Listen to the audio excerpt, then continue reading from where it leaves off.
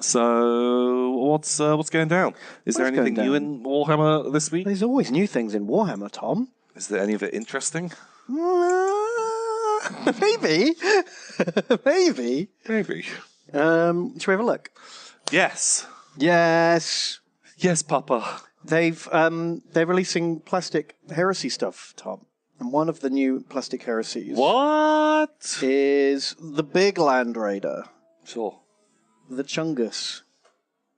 Otherwise known as the Spartan. It's two Land Raiders glued together, is basically what it is. It holds twice as many Marines, and it has twice as many las cannons. Ooh. It's like a double-decker Land Raider, which actually might be more fun. Would you rather have a stretch limo Land Raider or a double-decker Land Raider? Stretch limo is cool. That's what this one is. Yeah, but double-decker is also cool. Much goofier. It's got that real, KV2 kind of vibe. Yeah, exactly. Like high profiles. I read like a snippet because there was I don't know, people were complaining about. I think you'll find that the Leyland Ross is not a realistic tank design build.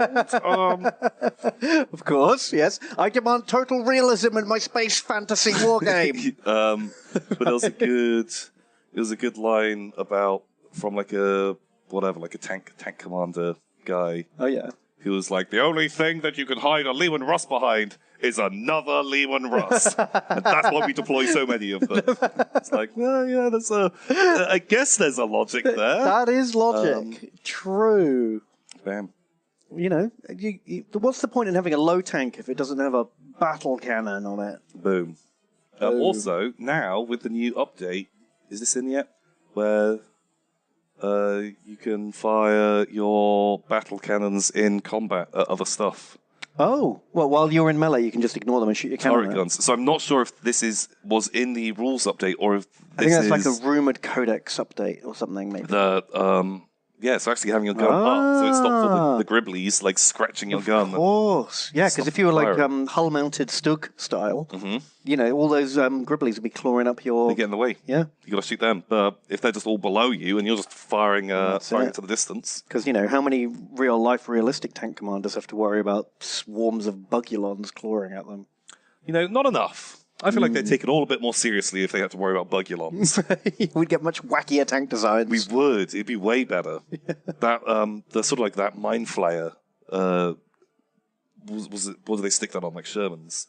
With the big... the crab flail thing. The mine sweeping chain flail. Yeah. Yeah. What was that called? Sherman chain flail. You'd definitely start getting more of these bad boys, wouldn't you? If you had fucking to deal with bugulons, I feel like this thing would do pretty well. I think that's a good picture. Yeah, fuck. Like that literally looks like some of the old Chaos Dwarf. Yeah, it really does. All the funnies. Have you ever heard of these? There was a guy who designed just a bunch of bonkers tank upgrades. Okay. And they were just called like his. They were called the Funnies. Hobart's Funnies. That's it. Hobart was like this wacky British engineer. Hobart Funny, and yes, and they named. No, his name was actually Robert Funny. Robert Funny. Okay. And they nice. And they called them the Funnies. And then people were like, "What? You mean like cartoons?" And they were like, "No, Hobart Funnies." Okay. So you've got this is like a plow for plowing up. It's a bulldozer that comes together and separates like a transformer, so you can like hit mines. Nice. We've got the fill trenches with wooden sticks to cross them. Okay, that's kind of fun. We've got the mobile bridge. I always liked the mobile bridge tanks. I always thought they were cool. I can't remember what this guy's for. Hanging out your washing, I think. It's just a big washing line. Yeah. You got the boat tank. My dad built one of those. One of the things. One of the little boat dresses. That it accordions up really high, and then you can drive your tank underwater. Oh man! Which is terrifying when you're in a fucking 50-ton thing. Yeah, because if anything goes wrong, if that fucks up, you're in real trouble. There it is. It's fully deployed. Yeah, it's cool. Yeah. Also, doubles up as camouflage. You could paint like, some trees and a hill on this, on the side. Ooh. No one's going to see you coming. Like a circus tent. Ooh, yeah. Like, the circus is coming, And huzzah! you have like an accordion player following you around. And then they just like drop that and you're like, fuck, tanks! Oh god, I just wanted the circus. Just got to drown out the tank noise with your organs and accordions. Oh my god, you need quite a lot of those. What else did he? I can't remember. He made like dozens of them. Some of them were more useful than others, obviously. Okay. But just a wacky guy that they put in charge of stuff. It's cool. For some reason. How'd you get that job? Wacky tank inventor. Look at that, you've got 3. 1 tank bridge on top of tank bridge, and then tank combos! Triple-decker tank! That's triple-decker tanks. Perfect. Love it. Oh. Oh, no, it didn't actually float. No, it doesn't float. It drives along the bottom. Drives along the bottom. It's for like when you've got your beaching like boat, and the tank drives off the beaching boat, but the water's still like 8 foot deep. So you can put this so the waves don't splash into your like engine intake. Stops it going into your engine. Yeah, basically. But yeah, not completely. You can drive, to this depth, basically. It floats? I don't think so. Because how would it move? How would it drive? It doesn't have like a propeller on the back. It definitely floated. Oh shit! This one does have a propeller. I'm pretty sure the one my dad built just drove. Pretty sure. He probably wasn't willing to risk it. Yeah, some of them did float. Okay, well, yeah, this one does, not. doesn't it? Different boat tanks. It's no like termite tank though, is it? Oh yeah, they need to. Why did they never get on that? Yeah, the drill tank. Like that would ruin like bunker design. Oh my god, yeah. Just comes out in the middle of your bunker. Hello, fuckers! Yeah, like the doors open, a bunch of like guys jumping out with their cool micro guns, whatever they are armed with. Well, you got to theme it up. They got to be like dressed as mole men with spades. Oh yeah, yeah. Sharpened entrenching tools and stuff. Oh yeah, that's great. Goggles. Yeah, big goggles. Yeah. The little hard hats with like a lantern on it. Mm-hmm. Great, I'm into it.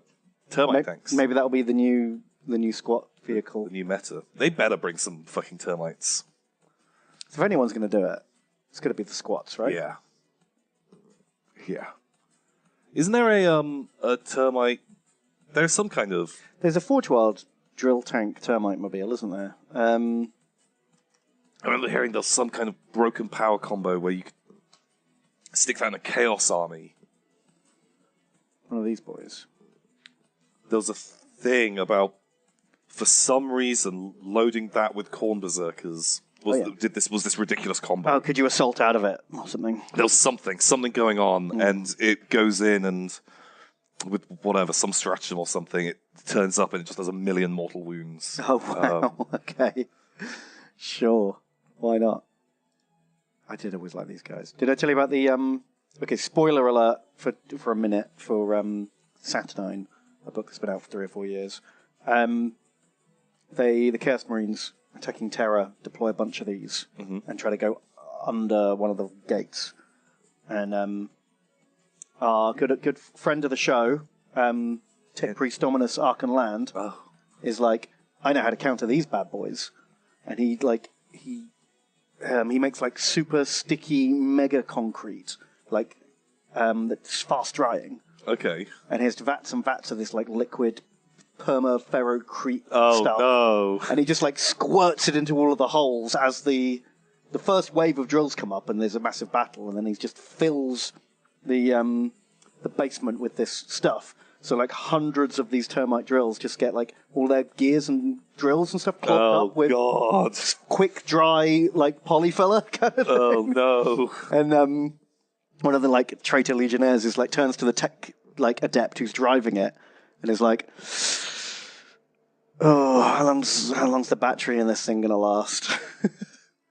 How long does it last? And it's like, well, don't worry about the battery. Worry more about the oxygen that we have in it, because oh shit! Essentially, and the Space Marine's like, well, we can survive on very low oxygen, and we don't have. If we go into like our, low power mode, we don't have to eat or breathe for. We can sit here for like 100 years. The tech priest is like, good for you. I can't. I can't. Oh, fuck. Oh, no. So there's just hundreds of these filled with Chaos Marines under the walls of terror to this day, I guess, unless they went and dug them up. But you wouldn't, would you? Just in case there was like a stasis Marine ready to like murder you. But if you turn up and, you just bring like 2 or 3 custodies with you and you've got some like AdMech, just like digging teams, and they just like crack open the doors and a couple of sad Chaos Space Marines are like, oh, we've been here for 100 years! And then you just instantly chop them up. Yeah, I guess so. Oh, I just wouldn't bother though. Just leave it, Yeah. They could be down there plotting. Well, yeah, they can plot all they like. They could be doing. Maybe they're scratching away Shawshank Redemption. Yeah, their way to the top. they're gonna get out of there. Or they might do some kind of like little demon ritual or something. You just gotta. Oh, that's true. What if they sacrifice all of the tech adepts and servitors in the machine? Yeah, and just open up like a little portal or something. Yeah, I feel like I'd want to deal with that. Right, you don't want to be infested with termites. Nice. Call in the custodians to clean up the termite infestation. Boom! It's the perfect joke. It's the perfect joke.